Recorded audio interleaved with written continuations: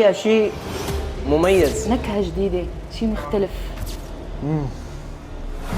بقلاوة بالحليب سمعانين فيها؟ أكيد لا، وأنا مثلكم، لهيك خلينا نجربها عند محل حلويات ديوان بمدينة اسن بألمانيا. شو أكثر صنف أنتم مشهورين فيه؟ بقلاوة بحليب. شو مكونات؟ عجينة البقلاوة والفستق الحلبي المميز، النوع الإكسترا كاكاو، والشيء اللي بيميزها اللي هو الحليب الطبيعي 100%. حلو، خلينا نجرب.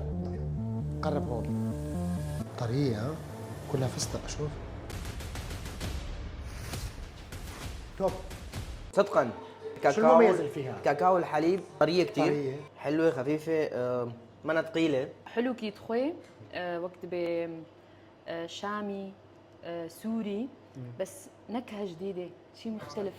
سمعت عندكم في صنف جديد. يا ميت أهلا وسهلا حبيبي. إيه نعم، عندنا صنف جديد اللي هو البقلاوة بحليب.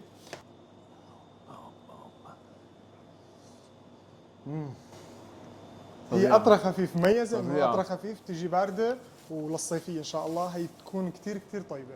عبالي كيلو بقى بعد اذنك. تكرم عينك حبيبي. عندهم أصناف متنوعة من الحلويات مثل آسية، مبرومة، بقلاوة، بلورية، شعيبيات، مفروكة فستق، أصملية وكتير أنواع تانية من الحلويات. والأحلى عندهم باكيجينج مميز جدا للمناسبات. أنا أخذت هذا الباكيجينج. نضلوا بخير والصحة وعافية يا رب.